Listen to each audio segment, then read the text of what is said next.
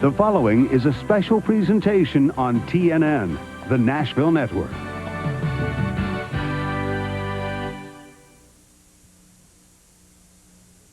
The NASCAR SuperTruck Series by Craftsman has showcased some great battles thus far, but perhaps none has heated up like the one between friends Juan Hornaday Jr. and Bill Sedgwick. They've run side by side all season in places like Saugus,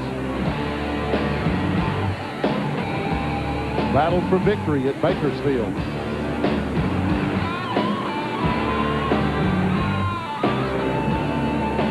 and wouldn't give each other an inch at Portland. Old friends, former teammates, and now on-track rivals, their friendship doesn't get in the way of their desire to win. Sedgwick is looking for the knockout combination to pass Hornaday in the race for the SuperTruck Championship. Their battle continues tonight in Monroe, Washington. Next.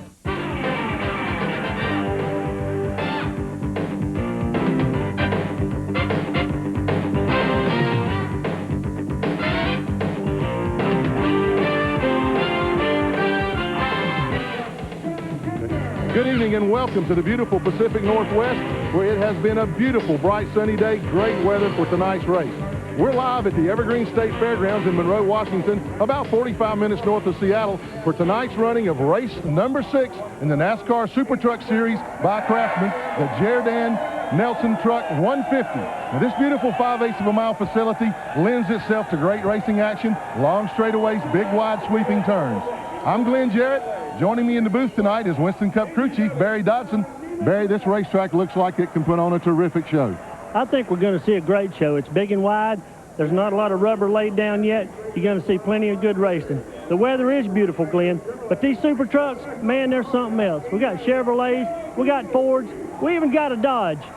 I've been up and down pit road. I know a lot of these guys. I've raced with them in the past, so they'll talk to me because I don't have a truck here. And every one of these guys says they're running good, and every one of them says they think they're going to win. I don't see how that's going to happen. It should be a great show. Well, it should be, and to add a little spice to things, NASCAR threw in a little bit of a surprise tonight. They have inverted the first 6 qualifiers in the race. The guy that won the pole will start 6th, and so on. Now, I like the idea. I think it's going to be great for competition, but from a crew chief standpoint, what do you think? Well, if you're up front in the points, you certainly don't like this. I mean, you could jeopardize a good run by starting in the back, getting in an early crash. Anything could happen. If you're one of the back runners right now that's getting more competitive on a weekly basis, you're going to get some quality track time being up front and a lot more exposure. Well, you've heard my point of view. There's Barry's. Let's find out what the drivers think. Here's Ralph Shaheen. Really going to benefit Steve Portengay. He qualified 6th here today because we're inverting 6 rows. That means you will start from the first spot. That's got to change your strategy a little bit. You must like that. Yeah, I think it's for the best. We're starting up here with some real good company, and the crews worked really hard to get this Coffee Creek Michelin Chevrolet up front. And we've had a pretty rough year so far, and I just like to get a good top 10 finish this race. And Ronnie's going to be real tough. I'm sure he's going to be wanting to lead the first lap there. So we're just going to take it real conservative, and hopefully we want to finish this race on the lead lap. Now, of course, this doesn't benefit everybody, and Steve will assume that position once the cars, or the trucks, I should say, dollar for me, get rolling. Row 2 will stay the same. Joe Ruttman will be on the inside. Rick Corelli will start on the outside. Now, look at Mike Skinner. He was the fast qualifier in his Craftsman SuperTruck. Once he crossed the finish line after taking that first position, boy, he hit the wall. And hitting the wall after you qualify in the pole, Mike Skinner, is not a good thing to do. How badly is this truck damaged? I think the GM Goodrich service truck will be just fine. I got a real good crew, and, you know, we really didn't hurt anything. We just brushed it up against there. We just changed a lot of suspension pieces as a precaution. One other thing they did change, Glenn, is tires on the right side. He popped the right front once he hit the wall, cut that one down. That one's new, and it's not scuffed. All the others are the same ones he qualified with, which is a NASCAR SuperTruck rule. So Mike Skinner, one scuffed, non-scuffed tire. The other 3 are. Okay, thanks, Ralph. That could obviously upset the handle on the car. We'll be back for the start of tonight's truck race in just a few moments. Stay tuned.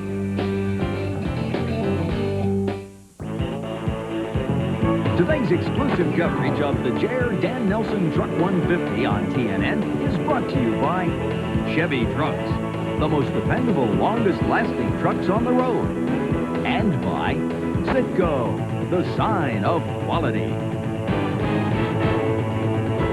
And we're back. You can see the trucks are underway. Let's take a look at tonight's starting lineup. The General Motors Chevy Truck starting grid is brought to you by Chevy Trucks, the most dependable, long-lasting trucks on the road. Starting in row 1, as Ralph said, Steve Portengay, truck number 83. On the outside of row number 1, Ron Hornaday Jr. in the Papa John's Pizza truck. In row 2 is Joe Ruttman, number 84, the Coca-Cola truck. On the outside of row 2, Rick Corelli in the Total Petroleum Chevrolet. In row 3 is Hornaday's rival, Bill Sedgwick, in the Spears truck. That's a Chevy. On the outside, fastest qualifier for the 5th race in a row, Mike Skinner, but he starts 6th tonight. And in row 4 is Jack Sprague, truck number 31. On the outside of that, the diehard truck of P.J. Jones. P.J. had some good runs in practice earlier today. In row 5, Dave Resendez driving the Exide truck, normally driven by Jeff Bodine tonight. On the outside is truck number 52, the truck scheduled to be driven by Ken Schrader. He had a little injury today, so Ron Esau will be in the truck tonight. In row 6, second place points man Butch Miller. On the outside, a local favorite, Toby Butler in the Ortho Lawn and Gardens truck. Row 7, that's Scott Lagacy. On the outside, starting 14th, be 08 Mike Bliss. In the 8th row, that's Troy Beebe. On the outside of the 8th row, John Nemechek. Good run for him in the Burger King Chevrolet. In row number 9, the Dodge of Walker Evans. Outside, young driver John Kinder, number 14. In the 10th row, starting 19th, that's Gary Collins making an infrequent appearance. On the outside, ARCA veteran Bob Strait in number 37. Row 11 is Bob Keselowski in another Dodge, and Kerry Teague, number 51 in a Chevrolet. Row number 12, Dennis Woolridge subbing for Stan Fox. On the outside, the Channel Lock truck of Sammy Swindell. The 13th row, former coach of the Atlanta Falcons, Jerry Glanville in a Ford. Number 99, Gary Heron, former crew chief on this truck, driving this week for Pancho Carter. Row 14 is Mike Hurlbert in a Ford, and number 88, Jerry Churchill. In the 15th row, taking a provisional tonight, is T.J. Clark, number 23. T.J. got here late, had some engine problems. Just going to take a provisional start and just try to make a couple of laps, see what he can do. Now let's take a look at our in-truck cameras. Being carried tonight first by Toby Butler in the Ortho truck. See out the front windshield toward Toby's truck there. He's driving the bright yellow number 21. Also, an in-truck camera is being driven tonight by number 6, Rick Corelli, the Total Petroleum Chevrolet. There you see Corelli getting ready for the start. We're just about ready to get this thing underway, Mary. Yep. There you are on board in Corelli's truck. You see Portengay, the black number 83, the Coffee Critic truck. That's Steve's family business. Remember, Steve is the reigning Southwest Tour champion, but has turned most of his attention this year to the SuperTruck Series by Craftsman. Bringing him down real slowly. Ron Hornaday on the outside, and Hornaday gets the jump on him. Portengay's truck does not come up to speed. The first 3 trucks go by him as they go into turn 1. You see them already 3 wide. We said there were big, wide, sweeping turns here. A lot of room to maneuver these trucks. Probably some of the widest turns that we've seen the trucks on thus far, Barry. Yeah, Butch Miller almost got in the jam there when it got backed up on the start. Yeah, things were really still jammed up when you got this big, wide racetrack like this. The guys think they can drive them anywhere. See the trucks. You see Hornaday in the red Papa John's truck, number 16 there. He had put a little bit of distance between himself and the field.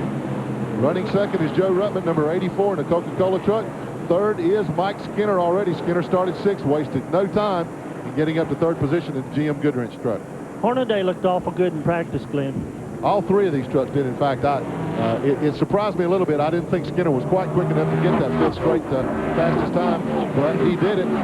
Right now, he's chasing Joe Ruttman. You know, last week we saw everybody chasing Mike Skinner all night. Tonight it's a little bit different. The front 3 trucks have really opened up some margin. You're looking inside the truck or from inside the truck of Rick Corelli. That's number 6.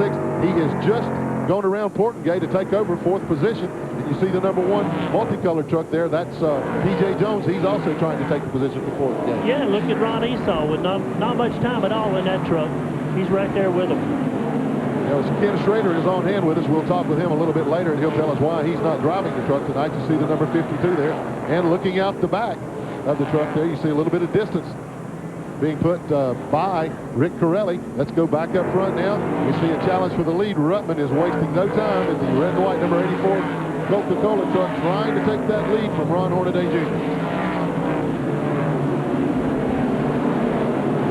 Once again, the first 3 trucks put about 10, 15 car lengths on fourth place Rick Corelli. You can just see Corelli coming into the picture there as the trucks go down the backstretch and into turn 3. A lot of room to maneuver here. Not quite enough for Ruttman yet, though. He hasn't been able to get by him.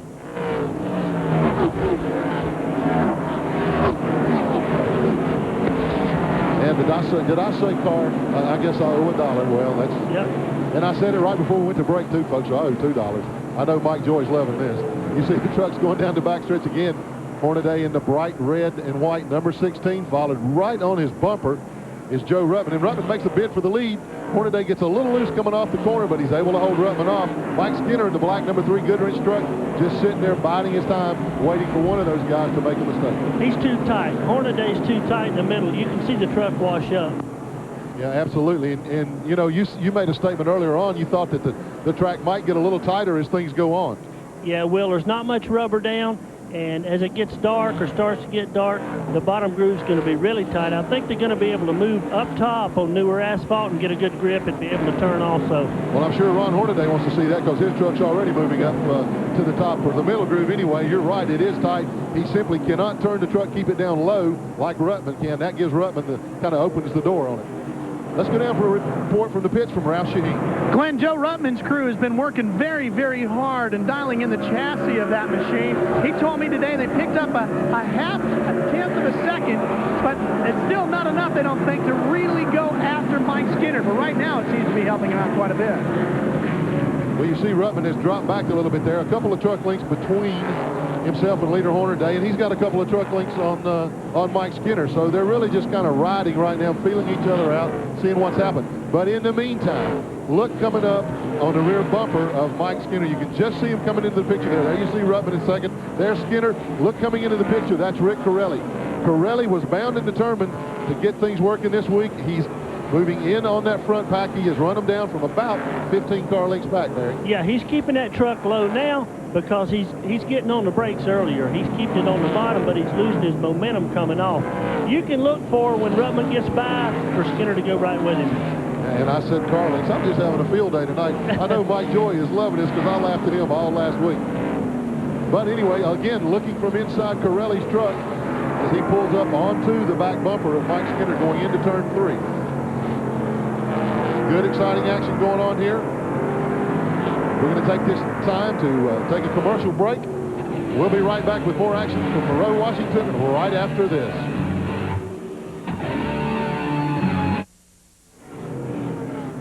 And welcome back to Monroe, Washington at the Evergreen State Fairgrounds. Ron Hornaday still leads Joe Ruttman, followed by Mike Skinner in third, Rick Corelli in fourth. There you see the Papa John's Pizza truck of Ron Hornaday. He has led from the outset. Joe Ruttman has held on to the second place since the green flag fell. Mike Skinner third. Rick Corelli has made a move up into fourth place. You see the fifth place truck there. That's the guy that started on the pole, Steve Portengay, in the inverted start. And you saw P.J. Jones. Look at the action here. And Ron Esau driving Ken Schrader's truck number 52, followed by Bill Sedgwick and Jack Sprague. That is for 6th, 7th, 8th, and 9th, I do believe. Okay, Jack Sprague, he's the quickest of those 3 trucks right there. He's much quicker in the corner right now, right in the center. He's got momentum to come off. So those 2 are actually holding him up. Let's see what happens. Yes, Sprague got by while we're away on break. Jack Sprague took the 9th position away from Toby Butler in the ortho truck to the yellow number 21, who is running right behind him. You see Butler's truck picking up. Yeah, see there? Here we go. Sprague has made the move on Spears, and you're right, Barry. He's got the truck really hooked up. He might be one of the quicker trucks on the racetrack right now. This battle is for 8th position. And to be that free in the center this early on, he might really be good later. Yeah, particularly if the track does tighten up like we suspect it will. There you see Sprague. His next move will try to be to get by the number 52 truck driven tonight by Ron Esau. That's Ken Schrader's truck, number 52, the AC Delco Chevrolet.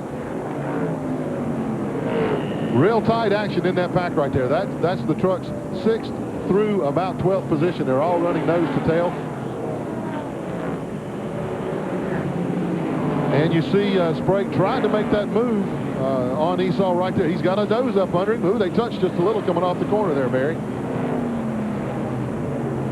That's about the 3rd time they've touched. He's just so much better getting in and right through the center. It's not going to take him long. No, the truck really seems to be free right in the middle of the corner. You see the top 5 there of Hornaday, Ruttman, Skinner, Corelli, and Portengate. Portengate doing a good job. As you heard him say at the top of the show, he wanted to get a top 10 finish tonight. Once again, Jack Sprague tries down low on Ron Esau in the number 52 AC Delco truck. Sprague in the white number 31. He's followed by Bill Sedgwick in the blue and white number 75, who is followed by like Toby Butler there. There you see Sprague has gotten under him now. I believe he'll be able to make the pass. Oh, yeah. He'll be on PJ before you know it here. That's P.J. Jones, who is running ahead of this group. You can see P.J. going into turn 1 there. He's in about the middle of turns 1 and 2 as Sprague and the rest of the group enter turn 1. So, like you say, I don't think it'll be too long. There's P.J. Jones down the backstretch into turn 1, and there's Jack Sprague in number 31. Yeah, up front, nothing's changed, really. It looks like the 3 trucks getting tighter, and Ruttman and Hornaday are kind of getting away. Getting a look out of Toby Butler in the Ortho Lawn and Gardens, number 21. He's running right behind Spears on the racetrack. I believe Butler is in position number 10 right now. He doesn't seem to be going down, coming off the turns like he would want to. The truck seems to be doing pretty well in the corner, just not running down the straightaways. You see the bright sunshine, the glare on the truck's glass as they go into turn 3. A little bit bright back there going into 3. Saw him get a little crossways coming off the corner there as Mike Bliss in the number 08 Ultra Wheels truck. That's a Ford. Bliss had some good runs, top 5s the last 2 weeks. He's trying to take that 10th position away, and he does so. Yeah, that the car Toby's in, I was looking at it before the race. It's a banjo-type front steer, rear steer, and when you're on a tight track, they're even tighter, and he's struggling with that right now. He also lost a position there. You see Butler, the truck in front of him now is the truck driven by Butch Miller. Butch was mired back in 15th position, but he has moved up. I believe he's in 11th now. So, and Butch has made it a point. He starts back in the field, and then he passes people all his way to the front. Let's go down to the pits to Ralph Shaheen. You know, Glenn, it's really interesting about Butch Miller is he is really struggling with his qualifying right now. He says he has a mental block every time he goes out to qualify. He cannot figure out what's wrong, but for some reason he says he's just trying too hard, and he's running the truck in too deep when he goes to qualify, and he starts deep in the field, and then he just charges like a maniac back through the pack. Well, that's an interesting point. And you know, Barry, a lot of good race drivers aren't that great a qualifier. They need other traffic, other vehicles on the racetrack with them to help them gauge as to how far they can run in the corner. That's not uncommon. Well, we've got one. Kyle Petty, excellent race driver. We struggle a lot of times qualifying. When the race starts, he runs with whoever's out there. If the car's in front of him, he catches him and passes him. So it's not uncommon at all. No, it's not. In fact, there's a member of my family who admittedly says he's not that good a qualifier. My brother Dale. Of course, they always run good in the race. Back up front, you see the action there. Ron Hornaday still leads the field, followed closely by Joe Ruttman. Has been that way since the start. We're going to take a little break right now. We'll be back with more action from Monroe, Washington. Stay tuned. Today's exclusive coverage of the Jerr-Dan Nelson Truck 150 on TNN is brought to you by Chevy Trucks, the most dependable, longest-lasting trucks on the road. And back to the action up front, you see one Chevy truck. That's number 16, the Papa John's Chevrolet, owned by Dale Earnhardt, driven by Ron Hornaday. Let's go back now to the battle for 7th, 8th, and 9th. You see the blue and white number 75, the multicolored truck number 98, driven by Butch Miller. 75 is Bill Sedgwick, and Miller just put the pass on Mike Bliss, so he takes over 7th position. Looking back up front now, the trucks are starting to move into some lap traffic. You see the number 89 of Troy Beebe there getting lapped by leader Ron Hornaday, and Joe Ruttman in the number 84 truck is trying to put a lap on Beebe as well. He does so. Walker Evans, driver of one of the Dodge trucks, is already in the pits. Let's go down to Ralph, see what's going on. The hood is up on Walker Evans' Craftsman SuperTruck. Walker, what's wrong with your Dodge? Well, we don't know. We're pulling the valve cover off. It could be a broken piston or something such as that, but man, it was running good, and it's the best truck handling truck I've had on one of these tracks. I was looking to really do good today, but I'm the first one to be out. That leaves only the Dodge of Bob Keselowski still in the field. Tough break for Walker Evans. You're still looking at that pack. Butch Miller has now moved by Bill Sedgwick, so he's on his way to the front, and that's nothing unusual, Barry. We have seen this week after week in the SuperTruck Series. And there's some moves up front. You see Ron Hornaday again in traffic. And Ruttman has closed the door just a little bit on him. Looks like he's been able to use the traffic a little more to his advantage than has Hornaday. Yeah, it looked like when he went by Glanville, he was in his red gun defense. And part of that, Barry, is because Ron's truck's still a little tight. He can't work traffic the way that Ruttman can. Ron looked awful good. You know, I said that before the race. The whole practice session I watched, he should be tough all night. And if Jack Spratt can get up there, you know, he's caught PJ, like we talked about earlier. He's good and fast also. And you saw Hornaday take his Chevy truck down to the bottom side that time to put a lap on Bob Strait. Joe Ruttman followed suit. Ruttman's still 3 to 4 truck lengths behind, but he's certainly within striking distance.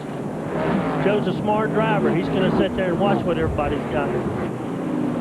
When you're in a position like that, Barry, you see the guy in front of you like Hornaday's truck. Now, he seems to have changed his line a little bit like that right now, but you know he's a little tight. Do you try to run him a little harder to try to make it a little worse on him? Well, you try to run his line to see if it helps you, first of all. And if he's not getting away from you, don't press it. I mean, we're only like halfway through the first leg here. Got to save your tires. And remember, we will have a halftime break here, as usual in the Super Truck Series, on lap 76 tonight. Once they run one lap past halfway, guys get to go in for a little 5-10 minute break, work on their trucks, come back out for the second half. Now you see Hornaday starting to put a little distance on Ruttman.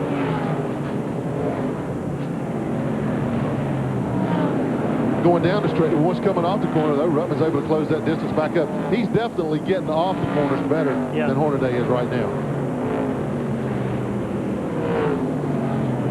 Joe Ruttman ran a great race last week in Portland, finished second to Mike Skinner. Now he's running second to Ron Hornaday. You got to feel like that his night is going to come soon. He's been awfully competitive lately. His night's going to come soon. Ron's got a great engine in that truck. Yeah, I don't think Dale Earnhardt's trucks are going to lack anything in horsepower, do you?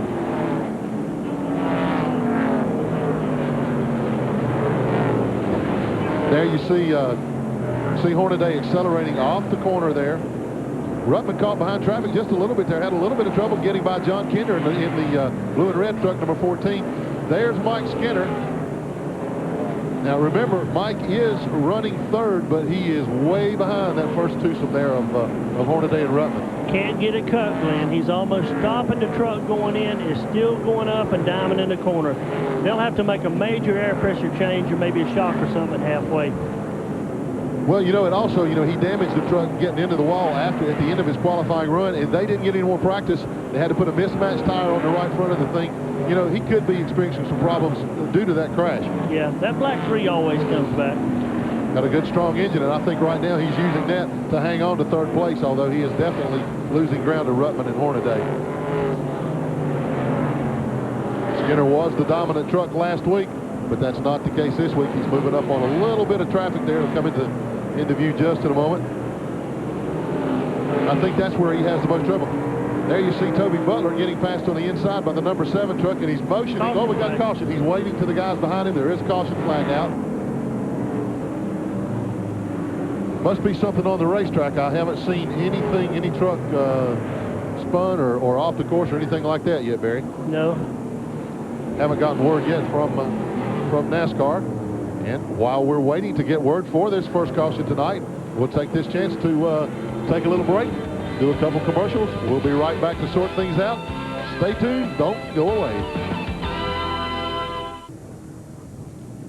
And we're back at Evergreen, Washington. You see the truck number 75 of Bill Sedgwick there. He was running in 9th place.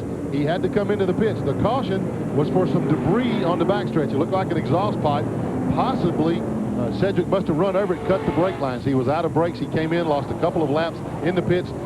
They do have the brake problem fixed right now, but a tough break for Bill Sedgwick. Now, remember earlier on, I told you that Ken Schrader was scheduled to drive his truck. He had a little accident, a little more severe accident than what he would have liked to have seen. Let's go down to Ralph and find out what the story is. Glenn, you can see the cast here. Kenny, what did you do? How are you? What's the story? We're okay. I just didn't get to race tonight. Drivers aren't supposed to play mechanics, and I stuck my finger someplace I shouldn't have, and we had to cut it off at the first knuckle. Is this anything that's going to affect you in your driving? Other than losing tonight, I think that's about it. But we'll be fine to go to Charlotte next week for sure. So as they say, it's a bit of a cosmetic injury? Yeah, but it wasn't that pretty to start with. Kenny Schrader, you can see it, Glenn. It's all wrapped up here, and I guess it'll be a few days before he can get. Are you going to be able to run at Charlotte? Yeah. Well, if tonight was a points race, we'd be in there, I guarantee you. Kenny Schrader, what more can you say than that? He is amazing, Barry. Now, he's making light of this situation, folks. He got his thumb caught in between a pulley and a belt on the front of the engine. They were looking at some stuff. Like he said, he put his hand where it shouldn't be. It completely severed his thumb at the first knuckle there. That's the thumb on his left hand, you can see. But Schrader back at the racetrack and making light of the situation. He's very optimistic, Glenn. Like he told us, it could have been the thumb and 2 or 3 more fingers. Great competitor. I tell you what, we had 5 more trucks pit then too. The 21, the 81, and looks like Kerry Teague and Keselowski. Of course, Keselowski driving the Dodge. Also, Bob Strait came in. We're getting ready to go green again. The field getting the 1 lap to go signal. And as you see, the trucks on the backstretch there starting to double up. Of course, we do have double file restarts. The lap trucks to the inside. Plenty of room here at the Evergreen State Fairgrounds Speedway. So that shouldn't be a problem for the lead trucks. You see the truck number 14 of John Kinder there. The first truck in line on the inside lane. Ron Hornaday has led since the beginning. See Wes Sprague and Butch Miller. Yeah, this has closed the field up. This was our first caution. It was on lap number 44. There were still 17 trucks on the lead lap. Now there are only 16, I believe, as Bill Sedgwick has lost 1 lap or so in the pits working with the brakes. We're back underway. Restart on lap 50, and Hornaday wastes no time, pulling out to about a 5 truck length advantage over second place Joe Rutt. All right, let's see what happened to the tires on the 3 truck as they cooled off. Yeah, we remarked before the caution there, but he was having some problems. There you see the 24 truck, the Scott Lagacy. Let's go down the route, see what's going on. Glenn, it's a flat left front tire. They're having to pick the truck up off the ground. They'll get the jack up underneath there. As soon as they get this flat tire off, they'll put a new one on there and get him back out. We should also tell you that it was the 81 was just loose, Barry, and they tightened up Jerry Glanville. And the 75 was just a brake line that came off. They reattached that.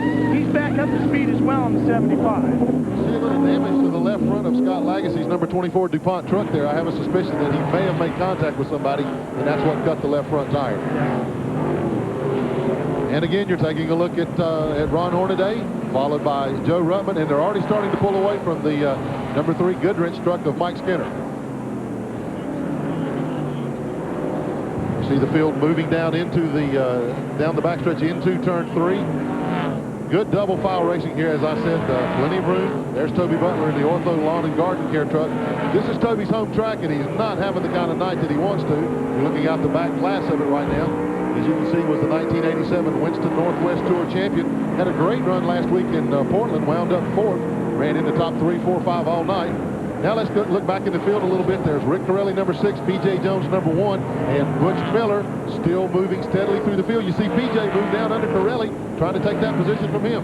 Yeah, he'd already put that safety bumper on him a lap or 2 before. And it looks like Butch is going to make the move also. And this is for 6th place right now. Corelli giving up 6th. In fact, he falls back to 8th. P.J. moves up into the 6th spot. Butch Miller takes over 7th. Putting Rick Corelli back into the number 8 position. Corelli's truck looked like a while ago that it took a little bit of time, maybe 4, 5, 6 laps to get going, and the racetrack seemed to come to him a little bit. We'll see if that's the case, or maybe he has a problem. He's really fallen off the pace.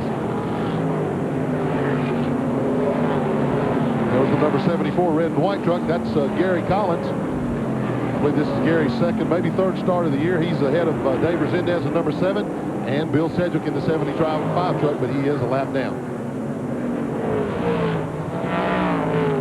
Caution flag. And we have another caution flag. Again, there must be some debris on the racetrack because there are no trucks spun. Nobody's hit the wall or anything, so there must be some more debris on the racetrack, Barry. Yeah. And as the field comes around to take the caution flag, once again, we'll take a break.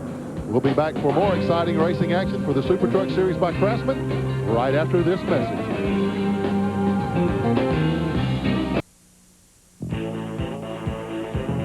Today's exclusive coverage of the Jerr-Dan Nelson Truck 150 on TNN is brought to you by Georgia Pacific. We help you build your imagination. And you can see the field is still under caution. You're looking out the front glass of Rick Corelli's Total Petroleum Chevrolet number 6. You understand there's a piece of metal still over in turn 3. There was some debris on the track. There you see the top 10 running order after the first 56 laps, 20 more laps before the halftime break. We've had a few pit stops during this caution period. Let's go down to Ralph for an update. Glenn, there's been a lot of activity down here. Bob Keselowski's got a problem with his right front tire, and they can't seem to get that straightened out. Rick Corelli has got a real bad push with his car. Toby Butler, well, he's got lots of problems with his, too. He's loops coming off the turn, and he's real tight in the middle of the turn. So that's 7 minutes that they got at the halftime. They're going to have to get in there and mess around with the right side panhard bar, and they're also going to try and soften up the rear springs, which is a lot in 7 minutes. And also the 31 machine of Jack Sprague, he's real loose. Bad news for Jack was he came down here and tested here. The very next day, P.J. Jones came in and tested for Goodyear. The tire that P.J. decided was the best one to run is not the one that they had tested with Jack Sprague. So Jack's setups are all off, and he's chasing his truck here tonight. And Sprague had moved up into the 4th position. He has now fallen back to 10. He's loose, Glenn, because he used his tires a little bit too quick. And he made that comment about Toby Butler. Toby's truck is pushing badly. That's why I guess so loose coming off the corner. He has to turn it so hard getting in the corner. It's too tight, and you finally got to snatch it or just keep going right. Butler has been able to stay on the lead lap and hopefully can make adjustments on the truck. One of his hometown fans here in Monroe, Washington. You see the double-filed trucks getting ready for third start tonight. This is our second caution period, so this is our second restart. Good jump right there. Yeah, good job by Hornaday.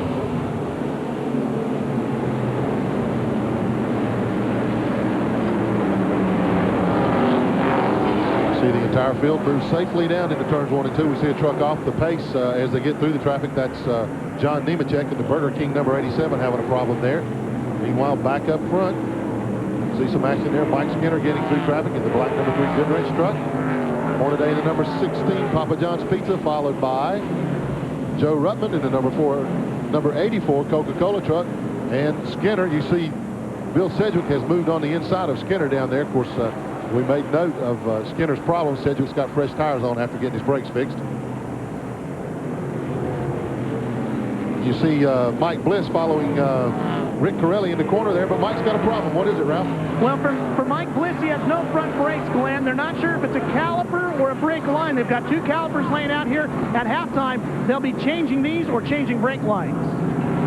We see a lot of these trucks, Barrier, to the point now they're just trying to get through this first session. They know they've got that break coming up in about 15 laps, and they're just trying to hang on so they can get there and make corrections and adjustments. Yeah, and this is one of the bigger, wider tracks. Got another caution. The 87 is not going to make it in, possibly. He has come to a stop off of turn 4. We told you that he lost power on the restart. He's just now getting back to the start-finish line. He didn't quite have enough power to get it off the racetrack and into the pits. There you see John Nemechek sitting there in the Burger King truck. So the field once more under caution. Ron Hornaday still leading. Here comes the push truck to get John out of the way. We'll get a few more commercials out of the way. We'll take a break right now and be back with more action in the Evergreen State Speedway. Stay tuned.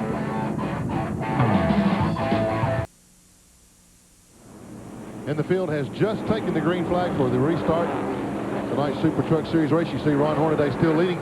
Now, right behind him is Bill Sedgwick, his old rival. Sedgwick was a lap down. He pulled up beside of Hornaday on the restart, trying to get his lap back, still trying. He is only 1 lap down in the number 75 truck. Desperately wants to get back on that lead lap, if at all possible. Hornaday is having none of it. He's trying awful hard to get it back, Glenn. Now's a good time to do it. His truck is pretty free coming up off the corners, but look at the power that Hornaday has. Looks like he's got a little more under the hood than what Sedgwick has. Looks like Papa John's got all the toppings on tonight. And you see the truck number 84, that's Joe Ruttman. He's in second. Of course, Sedgwick's truck is between Hornaday and Ruttman. And now we understand that Ralph has moved down with John Nemechek to find out what the problem is there. Well, John's down here with his mom, Martha. What's the story with your truck, John? Well, the Burger King Chevrolet was running pretty good today. We were just hanging in there until the race set until the halftime, and the oil pump broke, or the belt broke on the oil pump, and the motor pretty much locked up. It's too bad. We just been having a hard time here the last couple days, or the couple races, but we're getting it together. Well, I just want to say hello, everybody back in North Carolina. We'll get them next week. Yeah, she's the best PR person I've ever seen. Martha over here, while we're interviewing, she's taking pictures of us interviewing John, so he's got more PR stuff for Burger King. I like that. And of course, Ralph is talking about Martha Nemechek, John's mom. And happy birthday, or happy Mother's Day, Martha, and all you mothers out there coming up on Mother's Day tomorrow. Action fast and furious up front. Bill Sedgwick wants the lap back. He got up under Hornaday the lap before, turned it sideways, had to back out. Hornaday got back by him, but boy, Sedgwick wants that lap back, Barry. Yeah, he's trying the outside right now. If he gets by him, they're going to swap some paint. Remember, we told you about that friendly rivalry that they have at the top of the show. Hornaday does not want to see Sedgwick get back in the lead lap with him. There you see truck number 3 is driven by Mike Skinner. Moving up on the inside of him is number 98. That's Butch Miller. Butch trying to take over the 3rd position from way back in the field, and he's going to do it. Yeah, he's going to get him here. He's just having to stop that truck, man. And there goes all his momentum down the straightaway. Yeah, you can see how he pulled up on him coming off the corner, but he just can't get in the corner. Back up front. Sedgwick has allowed Hornaday to get a little breathing room now, about a truck length or 2. In fact, that time Hornaday, you can see Hornaday turn it sideways a little there coming off the corner. He's got the pedal down. Yeah, I'll be surprised if Sedgwick can do it without contact. And the problem is here he doesn't need to hold Joe up if he can't get by him, because Joe's awful strong too. Well, he is, but you know, Ruttman hasn't yet been able to mount a charge, a serious challenge on Hornaday. He's been able to run right up on his bumper, but at this point, I don't think that Sedgwick's holding him up a little bit. In fact, they're starting to pull away from Ruttman just a little bit. I don't know. If I were Sedgwick, I'd have to think about nudging him just a little bit. You mean a little more? Well, whatever it takes just to try to get that lap back. As I said, he's only 1 lap down due to that brake problem that he had, but obviously you can see right now, truck running awfully well. And Sedgwick moves again right up on the back bumper. He seems to be able to pull up on him at will, but he just can't get by him.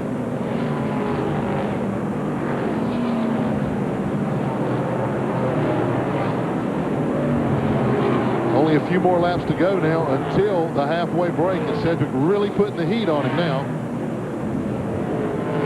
It's lap 73 completed, 3 to go till the halfway. Back in the pack, you see P.J. Jones. That's Scott Lagacy, and Scott is a lap down. Remember, he had a cut front left tire, so he's at least a lap down. And Mike Bliss, the 08, still running without brakes, doing a heck of a job. Yeah, they swapped a little paint a while ago, the 24 and the 1, and like I say, he changed that 1 tire and started in the last, and he's midway back through the pack. Once again, Bill Sedgwick pulls up on the outside of Ron Hornaday, trying to get his lap back. As they start off with turn 2, he might have him this time, Barry. He's got it up beside him. This could be good here. Hornaday moves down into 3, still keeping that little bit of an advantage. This will be the 75th lap. They're halfway right now, and he makes the pass. He's got that lap back. If he can hold him off for 1 more lap, we'll have halftime here. Bill Sedgwick will be back in the lead lap. What a great job of driving by Sedgwick. As usual, great show by these 2. Yeah. Hornaday still is not willing to let Sedgwick have that lap back that easily. He still wants to go back by him, but I believe Bill's going to be able to hold him off. What a great job. And he runs up, gives him a little tap there. Little love tap. That was just a little bump saying, hey, good job, man. Yeah. And the caution flies on lap 76. Time for the halftime break. Good show. Great job by Hornaday, leading all the laps. Of course, he led from start to finish in the first segment here. Joe Ruttman runs 2nd. Butch Miller, who started 11th, has already moved up to 3rd. Butch is going to be tough. He's been sitting there watching. In that second half, that's where he seems to come on the strongest, is in the second half. There's Hornaday waving to the field behind him. He'll bring the field down. The pace truck is out there. We'll be back with the halftime activity here at Monroe, Washington, right after this. Stay tuned. We'll bring you up to date on what's happening during the halftime break here. And you can see the activity already starting in the pits here now. Let's go down to Ralph for an update as to what's going on. Ron Hornaday getting a drink. Ron, how's your truck? Right now, the truck's excellent. You know, we got a little bit of a push in it. I got a baby to throttle through the middle, but this Papa John's Pizza Chevrolet is doing an awesome job. I got to thank RCCA and the guys. I mean, they're doing a good job We got 100 laps to go, or 75 to go, I'm sorry. But Doug's watched the truck, see what we got to make changes on. We're looking forward to the second half. How concerned are you now that Sedgwick is back in the lead lap? Heck, you're supposed to have been back up there anyways. You know, you can't get too concerned. I tried to race him hard, race him clean to keep him down a lap, but hey, that's part of racing, you know. But he done a good job. We're just going to keep this Papa John's Chevrolet out front. One truck back behind here. You see Butch Miller's back here. They're working on this truck feverishly. Butch's truck is in pretty good shape. The biggest problem for Butch is he has had no radio communication in the first half of this race. So as soon as he gets his truck back into communication, he'll be in much better shape. This truck here has been a little bit loose. How bad is this truck, Mike Skinner? Yeah, this thing's pretty loose right now. We missed the setup a little bit on the GM Goodrich Service Chevrolet this afternoon, but those boys are working on it right now. We'll see how she does in the second half. And that's a pretty quick update from down here. Pretty busy pit area. Well, it is busy, Ralph. And remember, we talked about the rivalry between Bill Sedgwick and Ron Hornaday, how hard they race each other. Okay. This goes back a long, long time. Let's take a little bit closer look at this friendly rivalry. Ron and I started racing the street stock class together back at Saugus Speedway, I think right around 1979, and we used to build our own cars and stuff, and just started at the bottom level, and been friends for a long time. Well, Bill's a great guy. I've been racing with him for many years, and it's actually got us closer, I think, because of what we've done all through the racing before and doing what we're doing now. Sedgwick and Hornaday's paths have crossed many times, but they were most successful as team members, Hornaday the driver and Sedgwick the crew chief, at Spears Racing in the Winston West Series. Sedgwick now drives for the Spears team in the SuperTruck Series and expects a continuation of the success that he attributes to the group he races for. I don't consider myself a great driver. I'm pretty decent with working on the cars. I'm trying to be a better driver, but we've got, I think, one of the best teams on the West Coast right now. These guys have been together since 1989 when we first started to run in the Winston West Series competitively. Just a good bunch of guys. That's what it takes, is good people and good equipment. When it comes to an edge in this championship run, Sedgwick's advantage might be that experience as Ron's crew chief, which has enabled him to anticipate and sometimes even predict Hornaday's moves on the track. Ron's the kind of guy, he just holds the gas pedal on the floor until the checker flag comes out, you know. He's a tough racer. I learned a little bit from watching his driving style. There's chances you need to take out there. At the same time, there's chances you don't need to take, to finish the race. I felt that I was a little more conservative, and I'm trying to be a little more aggressive right now in my driving, similar to what Ron does. But it's a lot of fun racing against him. We ran all these race tracks before, so I know what he's approaching to set his truck up like, and I know what I like in the truck too. So it's actually we got two equal trucks right now, and it's just a matter of teams and who's got the most patience right now. They definitely seem to be equal. You see Hornaday versus Sedgwick started their careers in 1979 at Saugus in California. 92 and 93, Hornaday is a Southwest Tour champion. 91 and 92, Bill Sedgwick was the Winston West champion. Also, in 1994, Hornaday was the driver for Spears Motorsports. Sedgwick was his crew chief.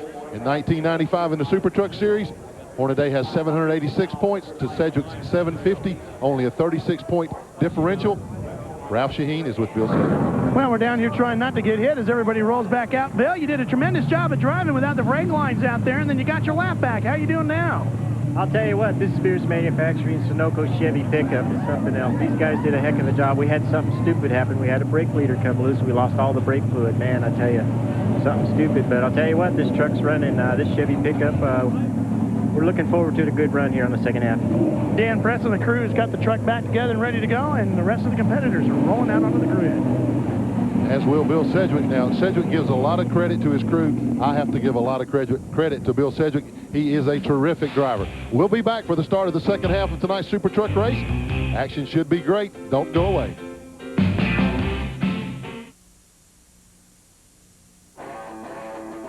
Now, the Week in Racing, brought to you by Auto Week, America's only enthusiast weekly. In Portland last weekend, Ron Hornaday maintained his point lead in his Papa John's Pizza Chevrolet, despite going for a wild ride and almost ending up at the blackberry bushes and finishing ninth.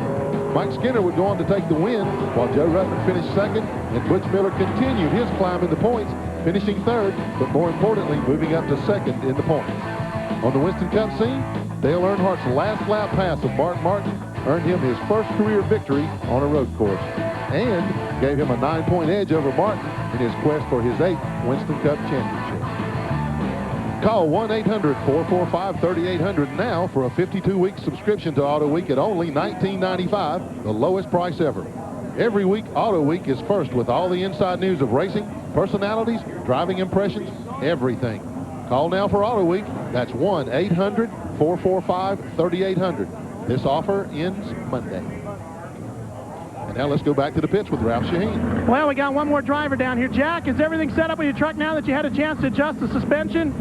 I don't know. We've been real loose. You know, we tried to tighten it up. We'll just have to see what happens. Jack Spray's got the motor running, and he's ready to roll back out.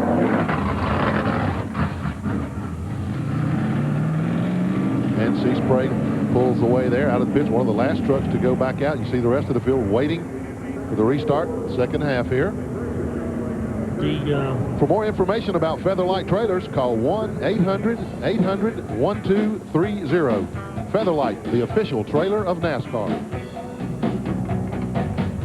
Highway transportation provided by Cedar Ridge RV Center, Branchville, New Jersey, featuring Winnebago Motorhomes. Call 1-800-988-4884 and find out why Cedar Ridge is the choice of champions. And the trucks are getting ready to restart the race. And obviously they're more than double file there, Barry. What do you think so far? Well, I think, you know, the 3 truck, that's a tremendous crew working on that. It's easy to tighten the car up. Sometimes it's difficult to loosen one up, and he was just having to tiptoe in the corner, making the thing look like it was tight and it was loose the whole time. I don't see a lot of sticker tires coming out here. You know, maybe they're anticipating with it cooling off, it being tighter. That should play into the hand of the 3 truck. And possibly Jack Sprague, unless, like I say, you know, he was a ball of fire when the race started. If he abused his tires too quick, they could over-adjust it and maybe be too tight. These guys know what they're doing. I mean, Butch Miller's been sitting back there awfully impressive. I still kind of like old Papa John. He does look good. The teams have fired their trucks up now, pulling away. The first guy out of the race tonight was T.J. Clark, and Ralph is with him. TJ, it's been motor problems with you right along. Was that the same problem here tonight? Yeah, we had a little bit of problem here. Obviously, we didn't get where we needed to be. One of those deals, Ralph. You know, we're right at this point. I'd just like to say we'd rather be a little lucky than good, but you know, those things happen. It's a little unfortunate for the team. The crew worked extremely hard to get here. You know, and I'd just like to say thanks to all the people that have helped us get here and still continue to support us. My crew, my family, my wife, kids, and most importantly, my sponsors, ASE, all you certified technicians out there. Appreciate you guys hanging in there with us. And by golly, we're going to look for a 4-leaf clover, and we're gonna hang in there, dig a little bit deeper, and come back with a lot more desire and dedication. And I tell you, we're gonna be back. Motor problems, one of the most expensive problems that a small team can have, Glenn. Absolutely, and you can tell TJ has been working too hard. He hadn't even had time to shave yet. And let's take a look at the top 20 after 76 of the 150 laps. First, Ron Hornaday, followed by number 84, Joe Ruttman, has run second all night. Butch Miller from 11th position has moved up to 3rd. Mike Skinner has held on to the 4th position. Steve Porton, get a good run for him tonight. He started on the pole, moved back to 5th, and stayed there. P.J. Jones up to 6th. Mike Bliss, brakeless, has moved up to 7th. Hope they got that problem fixed. Good run tonight for number 74, Gary Collins, moving into 8th. Dave Resendez having a good time tonight. Driving truck number 7 in 9th position. And 10th is Rick Corelli, number 6 Chevrolet. 11th, Ron Esau. That's the ride that Ken Schrader had brought here, hoping to run. Bill Sedgwick has moved back into the 12th position after getting his lap back. 13th is number 14, John Kinder. 14th is Sammy Swindell. 15th, Scott Lagacy. 16th is Bob Strait. 17th, Kerry Teague. 18th is the coach, Jerry Glanville. 19th is Gary Herron. And 20th is Bob Keselowski in the Dodge.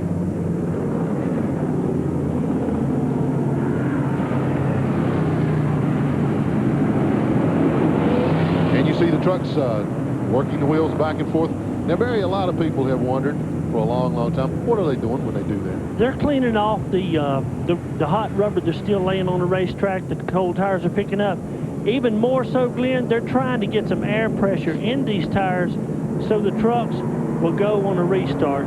Everybody's got them let down because it makes a truck better on a long run. But working the car around, it gets a little heat in the tire, and it gets the truck where it'll take off on the green. Some of them you'll see take off not as good, and then they'll get going in a couple laps. And you're looking at the Ortho truck, lawn and garden care of Toby Butler. He has one of the in-truck cameras tonight. As we said earlier, two-time NASCAR Northwest Tour Sportsman of the Year. He was the champion in that series in 1987, won a lot of races here at Evergreen, but things haven't gone his way tonight. I think we missed him in the rundown a while ago. He is on the lead lap. We'll correct that momentarily. Toby Butler in truck number 21 there. Let's go back to the pits for a quick report from Ralph.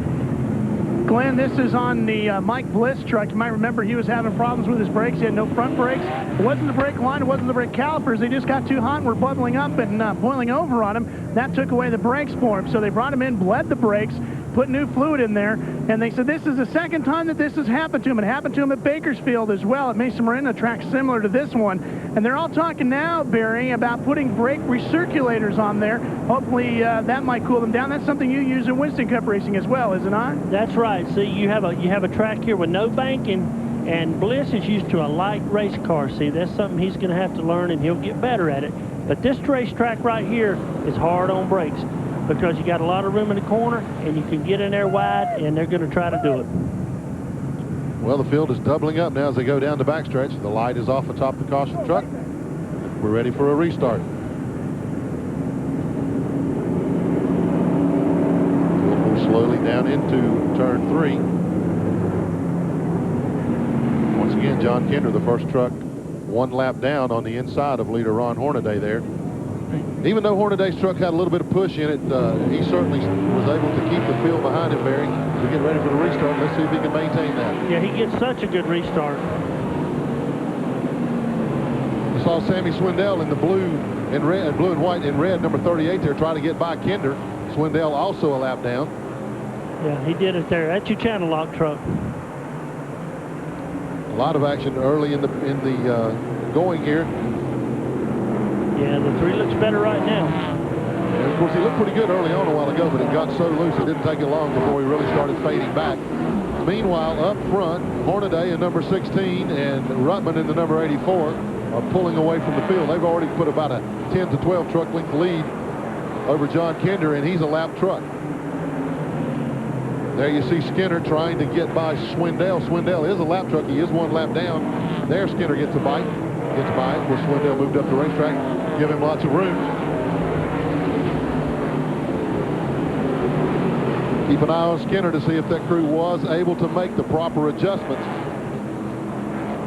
Sometimes it's hard to get one tight enough for the remainder of the night, but that crew's certainly one of the best at making those adjustments, Barry. Yeah, and if he thinks it's going to be loose, he just needs to keep them inside here and save his tires. Oh, look here, coming off of 4. We finally got a challenge with the lead. Joe Ruttman gets his Ford up underneath Ron Hornaday. Now watch Hornaday dive right back to the inside, off in the grass. Ruttman giving him no room. What great action.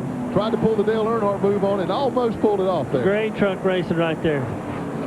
Great move by Ruttman. They made an adjustment on his truck, obviously. He didn't have that kind of bite coming off the corner a while ago. No. Now Joe Ruttman leads, and, you know, we mentioned earlier that he's been awfully strong the last couple of weeks. Ran second last week. Pins it right down to the bottom to try to keep Hornaday from getting back under him. Hornaday wants that lead back. He's not content riding in second place. Oh, we've got a spin over here in Sedgwick. In the middle of turns 1 and 2. That's Sedgwick. He spun down in the grass. Hasn't hit anything yet. The caution is out. Let's see if he can get the truck refired. He's trying right now. Oh, yeah. And he does. He pulls away. He will stay on the lead lap. The field comes by and takes the caution. So, another close call for Sedgwick there. He worked so hard to get back on the lead lap. He didn't want to give it away that way. Let's take a look and see exactly what happened to Bill Sedgwick. You see the traffic there? And up at the top part of the screen, he was up on the outer portion of the racetrack. Couldn't tell if he got some help there or what, but the truck got away from him, spun around. As I said, nobody hit him. He hit nothing, so just a harmless spin right now for Bill Sedgwick. He was pretty lucky. And there you see Sedgwick back underway. He's got the whole field to go through, but he caught him a while ago. We'll come back and see if he can do it again. Stay tuned. We'll be right back.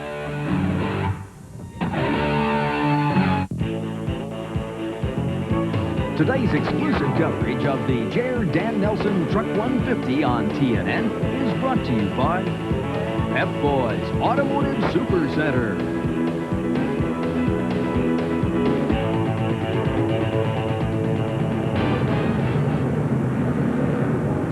And once again, the field has doubled up for a restart.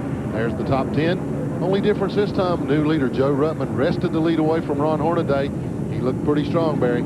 He's been there, you know, and I'm sure he made a change too. He couldn't have been totally happy with his truck. So this is going to be a heck of a show, Glenn, all the way down. Ruttman, as I said, was so strong last week. Ran a real strong, solid second place. Has been there all night tonight. Now that he's got the lead, I want to see how hard he runs and how he protects it. Yeah. Hornaday, one of the guys that's hardest to keep behind you. And as they take off, look at Hornaday pushing Joe Ruttman right down the front stretch and wasting no time, pulling right back beside him. He must have a little bit lower gear in that thing, because, man, on the takeoffs, he just absolutely kills the field. I think Teresa let him borrow Dale's transmission. I think she might have let him know right then she didn't like running second either. What a great battle. Look at Mike Skinner right behind him, waiting on one of those guys to make a mistake. Fans are absolutely eating this up. That's Joe Ruttman on the inside in the 84 Coca-Cola truck. Ron Hornaday, number 16, Papa John's Pizza. And right behind him, the black number 3 of Mike Skinner, the Goodwrench truck. What great racing by 3 great drivers. Side-by-side action here at the Evergreen State Fairgrounds. We knew this place was going to lend itself to this, Barry, and boy, what a show these guys are putting on. Yeah, they'll start using a little more of the upper groove here. Hornaday got just a little loose there, but man, what a bite he got.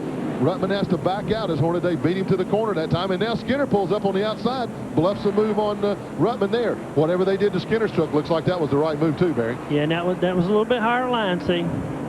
Tighter track up there with no rubber on it. And that's exactly what Mike Skinner needs. And we've got the number 31 truck off the pace down the front stretch. That's Jack Sprague. He'll be going into the pits. Looks like he got in the wall. No problem there, though. But bad luck for Jack. He was in the top 5 in the points. And we've got a replay as to what happened to Sprague. We'll take a look at it here. That's in the truck of Toby Butler there. Look at the right of your screen there. You see the 31 truck. Ooh, he just got up into the wall, and it cut the right front tire. So great action from inside Toby Butler's ortho truck there. And you see Jack Sprague coming to a stop. This is costly for him because Sprague was number 6 in the points. This is going to put him further down the line as the crew goes to work on the truck. Meanwhile, back up front, there's Hornaday continuing to hold off Ruttman. Ruttman made a move on him a while ago. Let's see if Hornaday gives him that room again. Butch has worked his way around Legacy, too. He's sitting back there watching all this. Yep, Butch Miller always ready to make a move. Let's go down to pits for a report from Ralph. Sammy Houston is the crew chief for Joe Ruttman. Boy, what did you do to that truck? We've had a good truck all year long, and we've been good on long runs. We just got to put it together and try and get a victory. We're pretty good tonight, and just need to get back in front of 16. Joe said you guys have made some changes between here and Portland that really helped out here. What did you do? Well, that's something we really don't want to talk about right now. We're trying some things we talked with Ernie and Larry McReynolds about. We've been really looking for forward traction all year, and we're trying to improve on that. Looks like it worked, Glenn. It does, Ralph, and come on, Sammy, you can tell us. We won't tell anybody. Hornaday continues to hold Ruttman off, but I think Ruttman's just playing the waiting game right now. Barry waiting till that right moment like he chose a while ago to make that move. Yeah. And there is Butch Miller and Steve Portengate. Good race going on for 4th place right there. That's 4th and 5th. Butch is holding down 4th place right now. And again, let's give a call to Steve Portengate, truck number 83, the Coffee Critic truck. What a great job he's done tonight. He has been in 5th place most all night long, driving a good, cautious race, saving the truck to the second half, and now it looks like he's got something maybe for Butch Miller. That's a fast truck. During practice today, I had Portengate as one of the quickest trucks on the track. Yeah, he looked good all through the corner. See Miller able to put a little distance on it going down the backstretch, but Portengate really seems to make it up right in the middle of the corner there. Look at that, how he pulls right up on the rear bumper, or the rear tailgate, I guess. Got a little bit crossways that time coming off the corner, but good run for Steve Portengate. He is, as I said, the reigning Southwest Tour champion, making a good name for himself here in the SuperTruck Series. And Miller has moved up onto the tailgate of Sammy Swindell in the number 38 Channel Lock truck. Of course, Sammy is a lap down. He's running a lot better than he did in the first part of the race, so his crew made an adjustment too. His truck's a little loose. I don't think he can continue that pace for long. Look at the number 14 of John Kinder there, and back to the number 3 of Mike Skinner as Hornaday and Ruttman have once again started putting some distance on the third-place truck, which is driven by Mike Skinner. Yeah, unless they made a big air pressure adjustment to drop them all, they did not make much of an improvement, doesn't look like, Glenn. Be interesting to see if he's able to keep the leaders in sight. Meanwhile, trying to hold off Butch Miller, who's coming down on him. We'll be back for more action here in Monroe, Washington at the Evergreen State Fairgrounds. Stay tuned. We'll be back with more.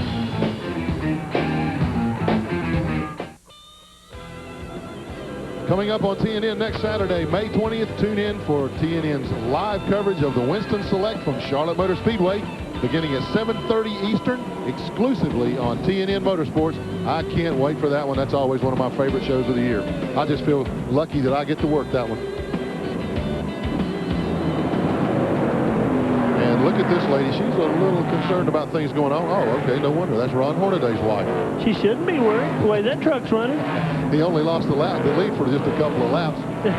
And that time Ruttman, you see, as he went and tried to move around Jerry Glanville to put a lap on Glanville, went way up out of the groove. Lost about 6 or 7 truck lengths to Hornaday. He was just a couple behind him. There you see Rick Corelli in number 6. Good battle with number 52, driven by Ron Esau tonight. Corelli moving back into the top 10.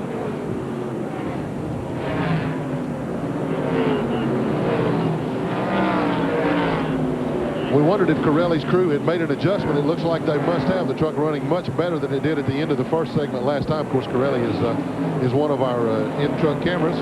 He always provides us with some great shots out of that thing, too. Seems like every time we go to him in truck, he creates some action for us. I wonder how he knows that.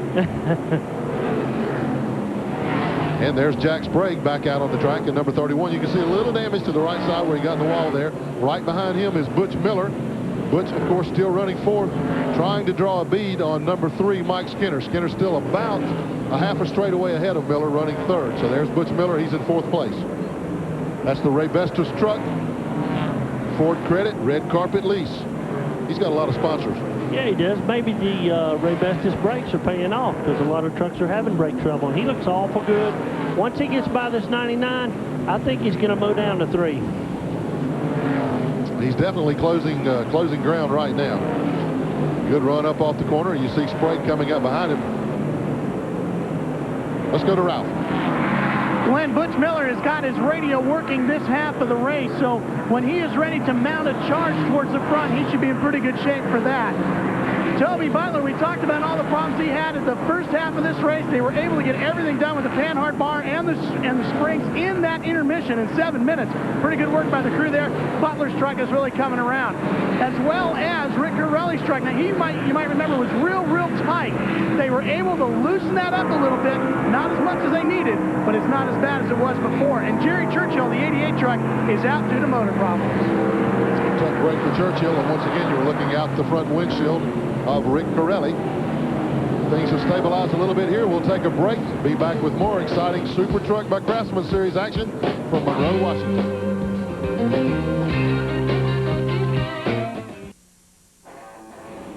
Call now for Auto Week. That's 1-800-445-3800.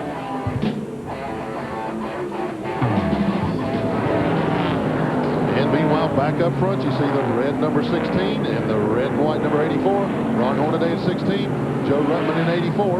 Ruttman's starting to close the gap a little bit now, Barry. And there's 5th. That's a good run right there now. Steve Portengay in 83 and P.J. Jones in the Die Hard truck. I always think that thing looked like a tiger. Stripes on it there. And he drives like a tiger, too. That's for 5th place. Again, look at P.J. pull up off the corner. Yeah. Getting a tremendous bite there. But Portengay's truck really working well through the corners. He gets in the corner a little bit, puts a little distance, and P.J. really gains ground on him coming off there. Just not quite enough yet. I got a feeling if Portengay gives him room that he's going to find that bottom lane, that he can take it right on by him there. Good look at P.J. Jones. 6th place, Steve Portengay in 5th. I got a feeling things might reverse themselves here pretty shortly. Back up front, Hornaday must have heard me talking about Ruttman closing the gap because he put the distance between them again as they're working traffic. Okay, both of those trucks are tight in 1 and 2, but in turn 3 and 4, as you can see this, Ruttman's much freer getting in and much quicker through the bottom. That's where he's gaining. 1 and 2, they're both about equal. Of course, Barry, it's about 8:20 here Pacific time. The sun has set now. Of course, we still got good light, good visibility here, but the racetrack surface cooling off. That lends it to tightening up. Yeah, the 16's tight. And you see P.J. Jones has made that move into 5th place. He's up on the outside of Jerry Glanville in the 81 truck right now. P.J. Jones moves into 5th. And right on his back bumper is 08. That's Mike Bliss in the Ultra Wheels Ford. Remember, he boiled the brakes earlier on. Now he seems to be having things working a little better for him. He's running in 6th place right behind P.J. Jones.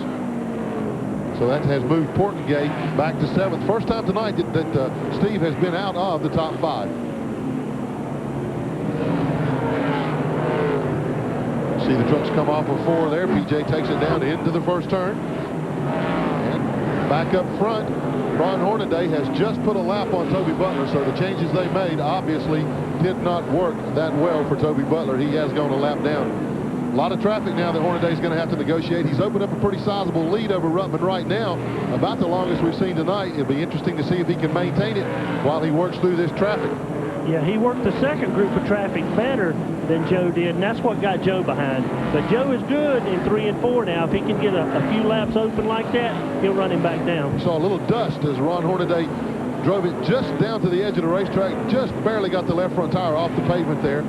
He really likes to work the wheel down low. He's getting a good bite down there. The truck really seems to get around the racetrack there. Really, anywhere he wants to go as he moves by a lap truck on the outside. That was Gary Collins. Now, remember we told you about Bill Sedgwick having problems. He has moved up to 11th, knocking on the tailgate of Ron Esau in the 52 truck there, the AC Delco truck. And once again, you see Hornaday.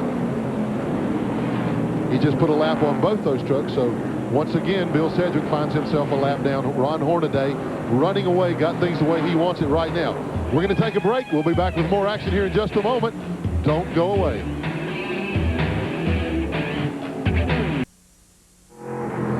And we're back here in the truck with Rick Corelli.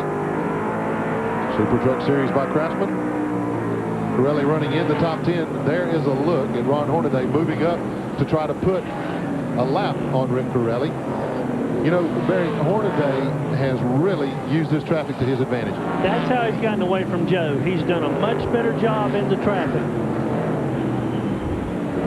A little further back in the field there, you see Mike Skinner still holding on to 3rd place, but creeping up ever so slowly, ever so surely. You see the number 98 truck there behind Toby Butler. That's Butch Miller. Butch holding down 4th right now. He has just ever so gradually caught the number 3 truck with Skinner. He's only a few truck lengths behind now. I think you'll see him challenge for the 3rd position. Yeah, he just cleared at 21, and the 3 truck is going to catch a lot of traffic here. Let's see what happens. That's the same traffic that Ron Hornaday used to absolutely bolt away from the field. There you see Skinner, and there is Butch Miller. Coach Glanville calls that a moving pig. Sometimes Coach Glanville is a moving pig on the racetrack. Yeah, he is. Nothing against you, Coach. We're just having a little fun. There you see the traffic that the trucks are moving up on. And you see Skinner. Once again, there's Butch Miller and the Ray Bestos, number 98. Now, Butch likes to work traffic. In fact, he told me that, hey, man, when we get in traffic, I feel like I got an advantage. This is what I like to do. I've raced short tracks all my life. I know how to work traffic. Give me a chance at him in a little traffic. I think I can catch him. And he's doing that right now. Yeah. Skinner has cleared the traffic. Of course, he's no slouch. He's got a truck that's not working quite as well as what he would want it to. Definitely not as well as last week. But he's still doing a good job. Mike's had an ill-handled truck and has remained in 3rd position most all night long. Okay, here comes Butch. Butch moving under the number 74 truck with Gary Collins right now as they head up the backstretch. Nobody between him and Mike Skinner right now, but Skinner is closing in on a little bit more traffic there. Ooh, truck gets sideways off the corner there. That's Sammy Swindell in front of Troy Beebe. Those are the trucks that Skinner and Butch Miller are moving up on, and you see Beebe trying to move under Sammy Swindell. He can't make the move right there, and Mike Skinner has caught Beebe. Beebe will have to wait. Let Skinner and Miller clear him before he tries that move again on Swindell. Or at least that's what they hope he does. Oh, yeah, Butch is on him. I talked to Mike earlier today, and he seemed a little bit uncomfortable with this track because he didn't know much about it. And he said, I'll be happy to get out of here with the top 5. And he puts the nose. Oh, and it cost him right there. He got He got the job done, but it also allowed Butch Miller to move up under him. He absolutely could not get BB out of the way. And as they race side by side, great racing action here. Let's see how Skinner works in that upper groove. Miller has been using the lower part of the racetrack, and he does to his advantage. Pulls away from Skinner, takes the 3rd position.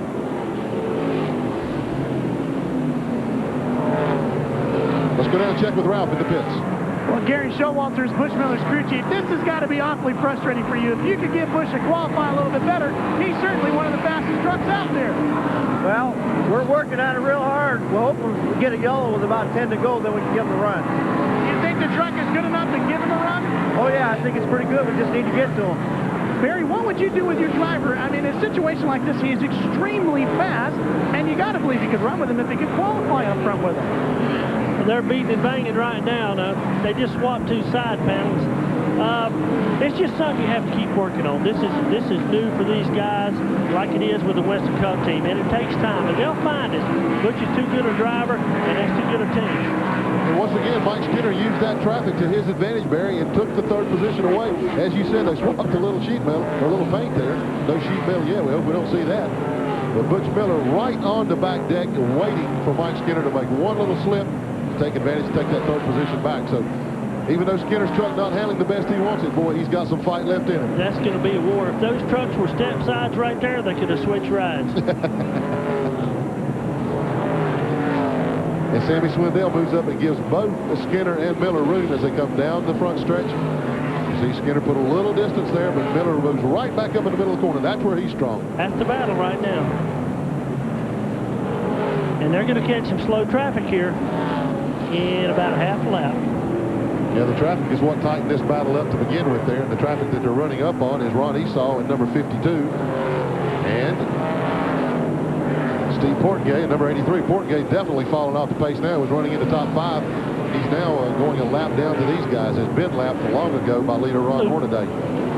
Good move there by Skinner. He ran up on that truck just a little quicker than he thought coming off of turn 2 there, but used it to his advantage. Put a couple truck lengths between he and Butch Miller. Yeah, he put a pick on him. Butch had to get on the brakes.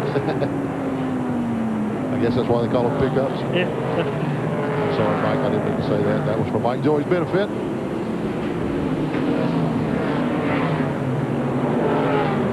There's your top 5. Ron Hornaday has led all but 2 or 3 laps. Joe Ruttman running 2nd. Hornaday's got about a half a lap lead. Mike Skinner 3rd, Butch Miller 4th, and Miller tries it again. That is the race now. They are going Ooh, Skinner gets high. Look at that. He went way high up in the corner. Here's your pass. Yep, that was up in turn 3. Mike got in the corner just a little bit hot there. Couldn't get the truck to turn. Butch Miller wasted no time in diving right under it.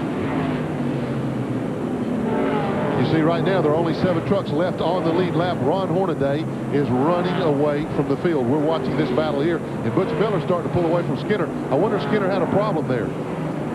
He went in too hard, it looked like, in 3 to me, Clint. And it looks like now that Miller has taken that position for good as he starts to put some distance between he and the black number 3 Goodrich truck of Mike Skinner. See him heading up the backstretch there.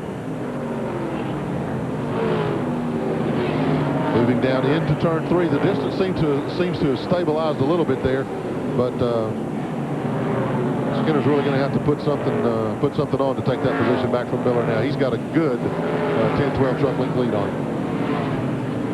And you see the sign there, only 10 laps to go. We understand there might be a problem with Mike Skinner's truck. Ralph? Well, this is Rich Burgess. Is there a problem with Mike's truck, Rich? I couldn't hear you there. Is there a problem with Mike's truck? He called in. He thought there was something wrong with the right front, like it possibly might have punctured a tire, but he seems to be going okay now, so we just have to hope he can hang on to that 4th place right now. In a situation like this, Barry, where you see Skinner moving around the number 52 truck of Ron Esau, well, you've got an ill-handling truck like that.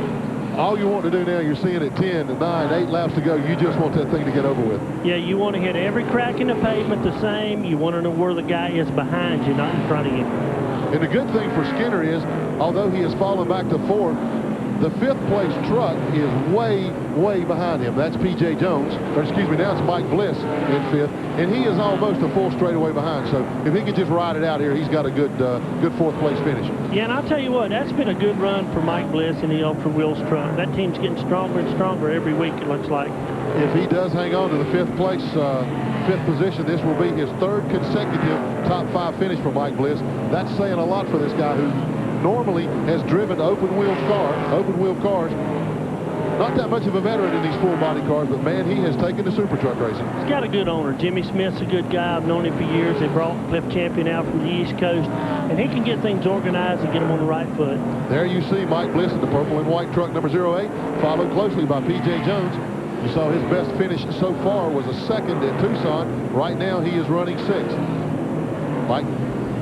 And here's Ron Hornaday using more traffic. You see Steve Portengay down there bouncing around on the bottom of the track. He just lapped the 7th place truck.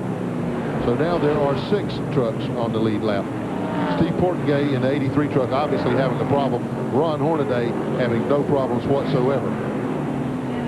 Let's take a look at the interval between Hornaday and Ruttman.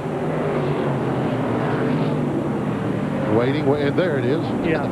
I don't know how far it is, but folks, it's a long way. Well, the sad part for Ruttman is the 16's got to get by Jack Sprague. He's got a lot of open racetrack, and right now Ruttman's caught 3 trucks there, some slow traffic. And he's doing a good job of working the traffic. You know, for 2 weeks in a row now, there have only been 1 truck quicker than Joe Ruttman. Last week it was Mike Skinner, this week Ron Hornaday. Right. And like we said, his day has got to come. He's running far too good not to win one of these SuperTruck Series races. He's going to get his share. He's such a great guy, and he's such a great race driver. You know, he's been at it a long, long time, too, as you see him move around Sammy Swindell there. But the thing that impresses me about him, Barry, is that he still has as strong a will, as strong a desire to win as what he ever did. That's why he's here. I mean, if you're in the business, it's always there. Another good, solid job turned in tonight by Joe Ruttman in the Coca-Cola truck. And we're looking for Butch Miller here, who is now in 3rd. See Scott Lagacy coming by. There's Rick Corelli, Bill Sedgwick. And there's Butch Miller. And there is Mike Skinner, the number 3 truck. Of course, Miller running 3rd, Skinner running 4th in the number 3. 2 laps to go now. Things are winding down here. Ron Hornaday looking for his 3rd win of the year. He gets the white flag this time by for Ron Hornaday in his Papa John's Pizza, Dale and Teresa Earnhardt NASCAR Chevy SuperTruck. You see him moving up on Coach Jerry Glanville. Going to put Jerry 1 more lap behind. He said, hey, Jerry, come on, I'll make this race just a little shorter for you here. Let me on by here. Yeah, and the truck he's catching there is pouring some smoke out. Yep, see a little smoker there. But Hornaday comes off the corner. Down the front straightaway he comes. Smooth sailing in the checkered flag for Ron Hornaday, 3rd time this year. Led almost from start to finish. Gave up the lead just a couple of laps for Joe Ruttman. There you see his wife giving a celebratory hug to one of the crew members there. Great job by Ron Hornaday. We'll be back to talk to the winner. When we come back, we'll give you the full field rundown. Stay tuned for more action from Monroe Speedway. Welcome back to Monroe, Washington, where Ron Hornaday has just picked up his 3rd SuperTruck Series victory of the year. Let's go down with Ralph Shaheen. Well, everybody's coming down here to congratulate Ron. He's getting a hug from his wife. His mom's down here, too. Good Mother's Day for them. Boy, this truck is just dominant out here today. What was it about this truck to make such a difference here? Well, I'm going to tell you something. I've got to say Happy Mother's Day to everybody, especially Teresa sitting at home watching this. My mom, my wife, everybody out there, and hope they have a wonderful day tomorrow. I'll tell you what, this Papa John's Pizza, I don't care if they call it a taxi cab or whatever, but this thing ran today. You know, we were off last week going down to there, and we just came back here, and we knew we just had to calm down. We checked every nut and bolt up on this deal. And I tell you, this guy right here is a crew chief and a half, because I'll tell you, these guys just keep on running and just pushing me hard and smooth me out. I got messed up there, and Joe Ruttman got underneath me, and I said, I got to get him back, because I ain't going to get him later on when the tires get worn out. So, I don't know, this one's for Dale. I gotta thank RCCA. They're number 1 in die-cast, just like my crew's number 1 in them. But Goodyear tires held up again. I'll tell you, it's great. Let's talk a little bit about the starts and the restarts. Your truck really gets off the line good. Is there something in the transmission that you got that is different? Well, I don't know. You can ask Doug that. I've been bugging him for 5 races now, for the 5th race. Go ahead. I finally got my Jericho in there I wanted. We got the gears we needed. And I tell you, they got to hold on to that next time. They dumped it on my head. But, you know, that's what it was. And we got that Jericho in here. We got it set up for the road course up there. And I told Doug it'd work perfect here. And it did. So we're going to have to go home and do some more homework on the gears for the next race. And the inverted start, did you like that? Well, at first I didn't, but I tell you, when I took the lead in the first lap, I loved it. But it's hard to pace yourself. You don't know how hard everybody's pushing themselves behind you. So, you know, Doug kept reading off times, and I kept being smooth and all that stuff. So, you know, it worked out great. We know when we tested, we were running 24 flats, 25 flats, and that's where we pushed it all day long. 25 flats, 25 10s. So we had a great truck, and I got to thank Papa John's Pizza, Snap-on, Craftsman for having the series. And I tell you, RCCA is just #1. Glenn, Ron Hornaday is the winner of the NASCAR SuperTruck race by Craftsman here at Evergreen Speedway. Absolutely dominated the field. Let's take a look at the top 10 finishers here tonight. Of course, Ron Hornaday, Joe Ruttman second. Good job. Butch Miller from 11th, finished third. Mike Skinner held on for 4th. Good run again from Mike Bliss in 5th position. P.J. Jones, good solid run in 6th. Dave Resendez 7th, in number 7. And a good showing by Steve Portengay, running 8th. Finishing 9th was Bill Sedgwick, and 10th, truck number 6, Rick Corelli. We'll be back shortly. Hang on for more from Monroe, Washington. We'd like to welcome a new sponsor, Cub Cadet, to TNN's coverage of the NASCAR SuperTruck's 95 season.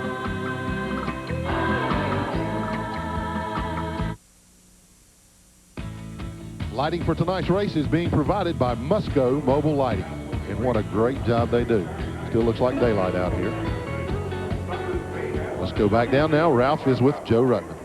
Second place of the Coca-Cola Ford, Joe Ruttman. And, you know, this truck has been right there the last couple of weeks, but just not close enough. What's the story there? I don't know. It's like kind of like kissing your sister. You know, it's nice, but it's not the way to go. But I think we can, we're making tremendous strides, and I feel the guys have been working real hard, and we're going to get the truck back home. And I think we're just lacking just a little niche, and if we can pick that up, I think we're going to be in good shape.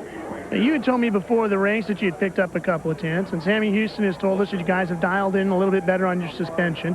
Is it the suspension area that's the key for you, or do you need a little bit more motor now to match up with that? No, it's not the engine. I'd like to complain about the engine, but that's not the problem. We just got to get it hooked up. Ralph, may I take this time to wish my mother, I call her Granny. Hi, Granny. You know, many, many more Mother's Days, and you got me here, and thank you very much. And my wife and everybody else, very happy Mother's Day. I don't want to forget that. Well, you know, Glenn Jarrett's been watching upstairs, and he's got a question, too, for you. Go ahead, Glenn. What's your question? Ralph, I'd like to know that early in the second half there, when Joe was able to take the lead, if his truck was a little stronger at that time, or if Hornaday just didn't get going. Glenn was observing, when you took the lead early on, was your truck just stronger than Hornaday's, or did he just get a better jump, or not as good a jump, or what was the story there? Well, I think initially, you know, we thought at the end of the first segment, we felt we really had a better truck. And when the 275 and the 16 got wrestling, you know, you say, well, I don't want to get up in there, and 3 makes a lot bigger crash than 2. So on the restart, when I got by him, I thought that he wouldn't wrestle real hard, and I knew if we run too hard early, that we'd run off of tires, and that's, as you could see, he had the same problem we did. He was pushing real bad, and so were we. So that's a sign of maybe overrunning the tires a little earlier than we needed to. So maybe had he run off the tires 5 laps quicker, Glenn, maybe we could have done something with him.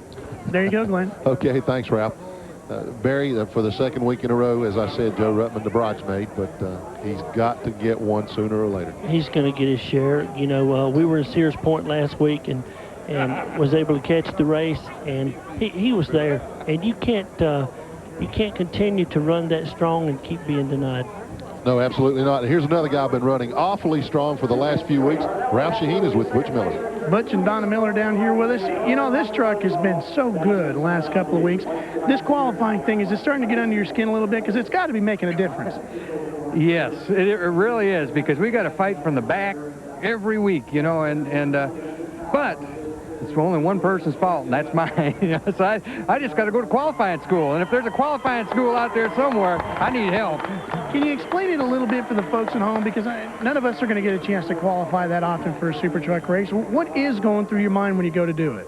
Well, tonight, and most of the time I've been over driving a truck, but I was very conscious of that tonight. And I didn't overdrive it, but I did draw #1 qualifier. And I don't believe that when I got out there I had the proper track to qualify quick on. But, you know, we had a good truck. It was, in the first half, it was probably the fastest truck out there. And halftime, Butch out-engineered himself and sent us to the back. Well, third anyhow. I took the fastest truck and made it a third-place truck. Then when you're coming through the field, you really seem to be picking the guys off pretty easily, almost at will. The truck set up exactly the way you need it now? It was the first half. I should have left it alone. Let's talk about I-70. That's a track where you've had great success in your ASA days as well. Does that give you an upper hand since a lot of these guys have never seen it before? Did I mention Ray Bestis and Ford Credit and Red Carpet Lease? I need to. They're great people. What was the question? I-70. You're going there and you've had good success there. Is that going to give you an advantage maybe with your qualifying now, help you? Well, it should. It's a fairly a normal racetrack, so that there's no trick ins and outs that you have to know to qualify there. So it's going to help. We're going to start up farther, or I'm going to get fired. That I-70 race, Glenn, will be seen live on TNN. Absolutely it will, Ralph. Look at that beautiful moon. Didn't cause any problems tonight, that full moon. We're going to take a break. Be right back with more here from Monroe, Washington. Stay tuned.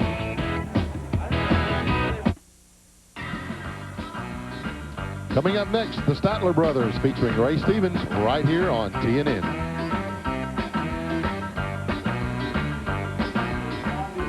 Once again, let's take a look at the top 10. A couple of changes there, nothing down through the top 8, but looking 9th place now.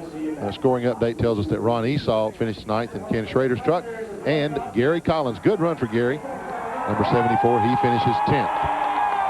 The post-race activities continue here at the Evergreen Speedway in Monroe, Washington. There you see Ron Hornaday getting got a victory wreath around him. And I'm told that he's got a telephone call from his truck owner, Dale Earnhardt. You see one of his crew guys there. That's Doug Richard. Yeah, that's Doug Richard, the crew chief, talking to him, and Doug's telling him what Dale said. So Earnhardt wasting no time in congratulating his driver, Ron Hornaday, on a great job, and what a job it was. Absolutely covered the field. So now he's telling the crowd what Earnhardt's telling him. That's a nice touch. Okay, let's go back to the pits with Ralph Shaheen. Well, Ron Esau, you did a great job filling in for Kenny Schrader tonight. I believe a 9th place finish for you. Pretty good debut in a super truck. How tough was it for you to get acclimated to Schrader's truck? Well, Kenny's got the truck really working good. It was more me getting acclimated to it. I wasn't used to the radial tires. The last time I ran radial tires was at Richmond, Virginia in 1990. And I've been spoiled running these little tour cars with the bi-splice. And I want to thank AC Delco and Kenny Schrader and Timmy and everybody for giving me the opportunity to run. It was fun. Well, now you've been doing a lot of tutoring for Walker Evans. Are we going to see you back here driving one of these instead of tutoring? I hope so. We've got a guy named Ray Miller in San Jose that's trying to put a truck team together, and so I took on the job of helping Walker Evans just to learn about what's going on. And I just happened to be here helping Walker, and Timmy and I ran with Kenny down in Australia and finished 3rd behind Kenny and Terry Labonte down in Australia. And Timmy knew I would take care of the equipment, and we did a good job of that. I guess it helps to be able to fit into Roger's suit, too, huh? Oh, yeah. Ron Esau finishing up here in one of Kenny Schrader's own driving suits, borrowed from one of the crew members. And it looks like maybe, Glenn, there's a future super truck racing for Ron Esau. Well, Ron Esau certainly is a talented and capable driver. I've talked to him a couple of times myself, Ralph, and he definitely wants to run in this series. Here we go with a full field rundown. Once again, there is the top 10. Ron Hornaday, the definitive winner here tonight. Joe Ruttman, another great run, 2nd place. See on down through the top 10 there. Here is 11 through 20. Bob Strait, Steve Portengay, John Kinder, Scott Lagacy, Bill Sedgwick, Troy Beebe, Jerry Glanville in 17th, Sammy Swindell in 18th, Toby Butler, hometown favorite, had a bad night, finishes 19th, and Kerry Teague rounds out the top 20. 21st, the Dodge of Bob Keselowski. 22nd, Gary Herron, former crew chief on this truck, now driving it. 23rd was Jack Sprague. That'll hurt him into points. Dennis Woolridge finishes 24th, filling in for Stan Fox. You saw the rest of the guys. There is Ron Hornaday's wife, congratulating the crew chief after Ron's victory. Another good show here tonight. Barry, thanks for being with me. I enjoyed it, Glenn. I'd like to say be home tomorrow, Mom. Happy Mother's Day. I got another mother back home. It's an important day to her, and we'll see you then. Happy Mother's Day, everybody. I'm Glenn Jarrett for Barry Dodson, Ralph Shaheen. Thanks for joining us.